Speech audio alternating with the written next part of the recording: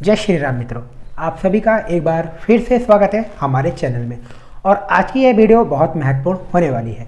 आज की इस वीडियो में हम बताएंगे कि सामान्य रूप से जो हम श्वास लेते हैं उसका आयतन कितना होता है, या सामान्य दिनचर्या में जो हम श्वसन क्रिया करते हैं उसमें हम कितनी आयतन में प्राणवायु को या ऑक्सीजन को भीतर खींचते हैं, और जब हम प्राणायाम का अभ्यास करते हैं तो उस समय हम कितनी प्राणवायु को, कितनी ऑक्सीजन को भीतर खींच सकते हैं। गहरे से गहरा प्रश्वास अर्थात ज़्यादा से ज़्यादा श्वास को भीतर खींचकर उसके बाद उस पूरी श्वास को जब हम बाहर छोड़ देते हैं तो वो जो वायु होती है, जो वो ऑक्सीजन है, उसका आयतन होता है 4800 ml, जिसे फुसफुस या फेफड़ों की जीवन धारिता कहते हैं। अर्थात 4800 ml वायु ऑक्सीजन को, या योग में इसे प्राण ऊर्जा कहते हैं, प्राण ऊर्जा को हम अपने फेफड़ों में भीतर खींच सकते हैं।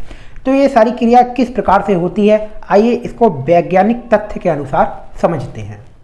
देखिए, जब हम सामान्य दिनचर्या में श्वसन क्रिया करते हैं अर्थात श्वास लेते और छोड़ते हैं, उसमें लगभग हम 500 ml ऑक्सीजन का आदान प्रदान करते हैं। अर्थात 500 ml ऑक्सीजन लगभग लेते हैं और छोड़ते हैं, जिसे टाइडल आयतन या टाइडल वॉल्यूम कहते हैं। पर इस 500 ml ऑक्सीजन लेने के बाद हम लगभग 3100 ml ऑक्सीजन को और भीतर खींच सकते हैं। इस क्रिया को हम प्राणायाम के माध्यम से समझने का प्रयास करते हैं, क्योंकि जब हम प्राणायाम का अभ्यास करते हैं, जब हम श्वासों के साथ अपने आप को जोड़ते हैं, अपनी सजगता को श्वासों पर बनाते हैं, तो हम फिर ज़्यादा से ज़्यादा गहरा श्वास और प्रश्वास कर पाते हैं। तो देखिए, जब हम सामान्य श्वसन करते हैं जिसे टाइडल आयतन बोलते हैं, जिसमें हम मात्र 500 ml ऑक्सीजन लेते और कार्बन डाइऑक्साइड छोड़ते हैं, तो सामान्य रूप से मैंने श्वास लिया जैसे 500 ml, जो हम सामान्य दैनिक जीवनचर्या में श्वसन क्रिया करते हैं। तो सामान्य रूप से हमने 500 ml ऑक्सीजन भीतर खींचा।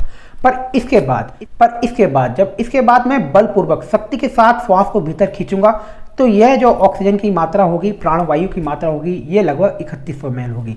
तो इस प्रकार से देखिए, सामान्य हमने श्वसन किया, इसके बाद मैं शक्ति के साथ श्वास को भीतर खींचने का प्रयास करूंगा। अब जो मैंने ये श्वास ली, प्राणवायु भीतर खींची, इसका जो आयतन होगा लगभग 3100 ml होगा। तो पहले हमने 500 ml सामान्य श्वसन किया, उसके बाद हमने लगभग 3100 ml गहरा श्वास, शक्ति के श्वास को भीतर खींचा। अब बात करते हैं प्रश्वास पर, अर्थात श्वास के बाहर छोड़ने पर।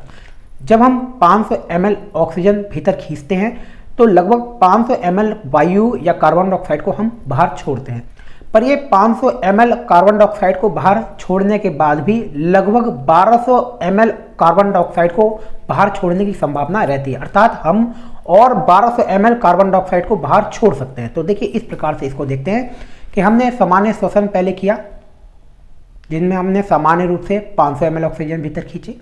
उसके बाद लगभग 500 ml कार्बन डाइऑक्साइड हमने बाहर छोड़ दी, दूषित वायु बाहर छोड़ दी। और इसके बाद और जब हम शक्ति के साथ बलपूर्वक वायु को बाहर छोड़ेंगे, जिसकी लगभग क्षमता होगी 1200 ml। तो इस प्रकार से देखिए, सामान्य रूप से श्वास ली, सामान्य रूप से श्वास छोड़ी, उसके बाद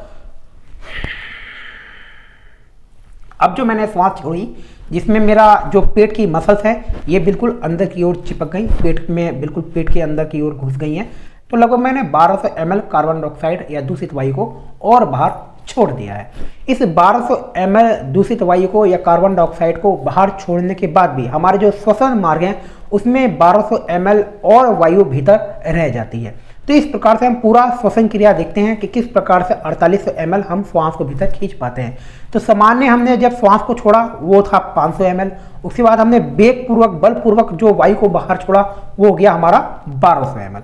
उसके बाद जब हम श्वास को भीतर खींचेंगे तो पहले तो हम वो जो हमने सबसे बाद में 1200 ml वायु को, कार्बन डाइऑक्साइड को बाहर छोड़ा था, उसको भरेंगे प्राणवायु के माध्यम से। तो पहले हम 1200 ml ऑक्सीजन को, प्राणवायु को भीतर खींचेंगे।